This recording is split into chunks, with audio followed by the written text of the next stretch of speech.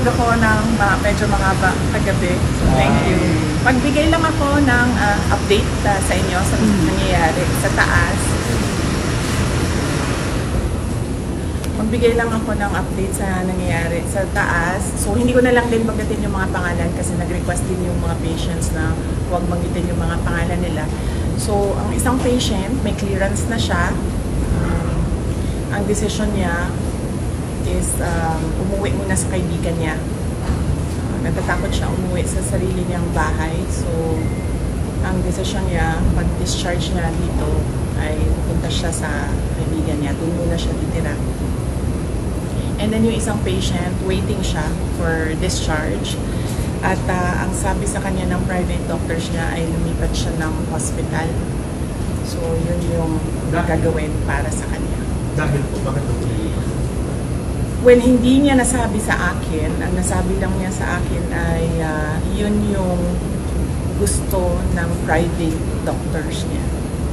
Na lumipat siya ng another hospital. So, yun din yung gagawin niya kasi right now, yun lang din yung pinagkakatiwalaan niya, yung mga doktor. Tonight po siya dilipat?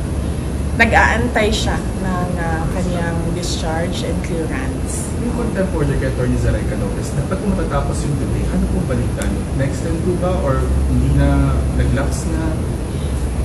Malamang siguro wala na yon kasi nag-aantay na lang yung lawyer dito sa taas ng clearance from all the offices concerned. So, likely baka considered as nag-lapse na yon. But ang gusto lang talaga ng lawyer is merong document na nagsasabi na cleared na siya. Ma'am, if we may get your reaction sa nabanggit po ni President Marcos. Ang sinabi niya, ma'am, kinonfirm niya po yung pumalat na text message na nakalagay na in the larger scheme of things, Sara is an unimportant, so please do not file impeachment complaints. What are your thoughts, ma'am? Pinigil or he stopped in a way? Hindi naman ako mag-comment sa mga remarks ni President Marcos. But sorry, may nakalimutan ako na update sa taas. Gustong ipaabot nung dalawang patients ang pagpapasalamat niya sa inyo, sa media, kasi binantayan niyo daw sila at hindi niyo sila iniwanan. And gusto din nilang magpasalamat sa mga doctors and lahat ng healthcare professionals na tumulong sa kanila. And of course, sa mga lawyers din na nag-assist sa kanila all throughout the crisis. So, isa din yun sa mga message nila galing sa taas. Salamat daw sa inyong lahat.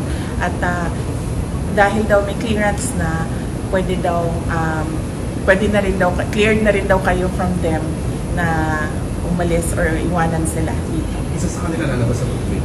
Sure. Ang isa, nakaalis na. Oo, nakaalis na yung isa. Ang isa na lang yung nag-aantay ng clearance. Possible din po lumabas dito? Possible din po ma-discharge? Well, hopeful sila na merong ganon na mangyayari today.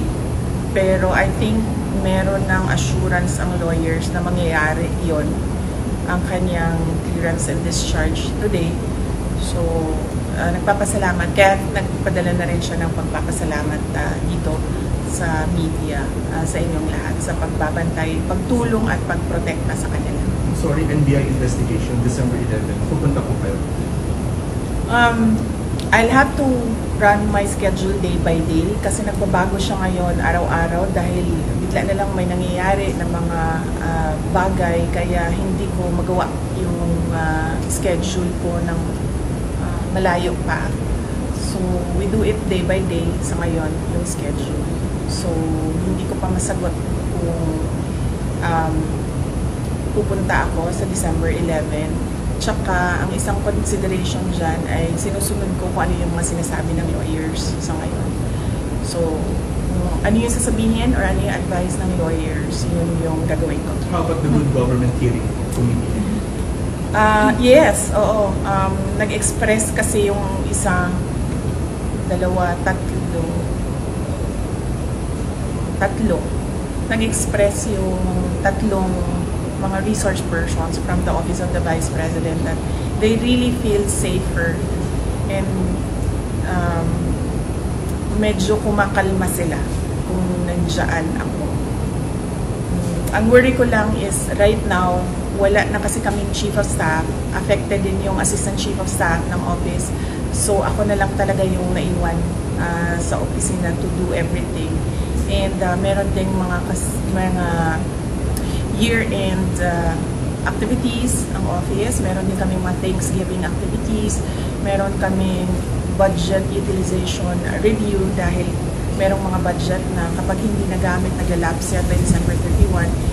As well as yung planning for January 1 kasi bago na yung budget by January 1. And kung nakikita nyo, December na bukas, so we have just 1 month to do all those things. So, yun lang naman yung problem ko.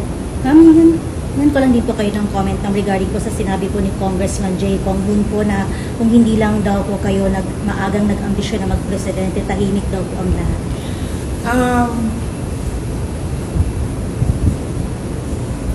Unang-una, the presidency of 2022 was mine already.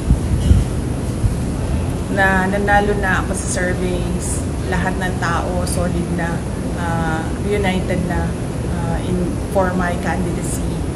Pero I gave it away because I felt I had to do some other things other than being President of the Republic of the Philippines. Pangalawa, hindi ako yung nagsabi sa kanila na magbukas sila ng investigation or inquiry in aid of legislation that is more like a political persecution and harassment of OVP personnel.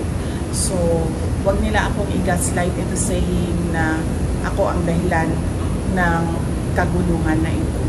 Ang kaguluhan na ito ay nagsimula sa sa terrorism nila, sa harassment nila, sa threats nila sa mga personnel ng Office of the Vice President.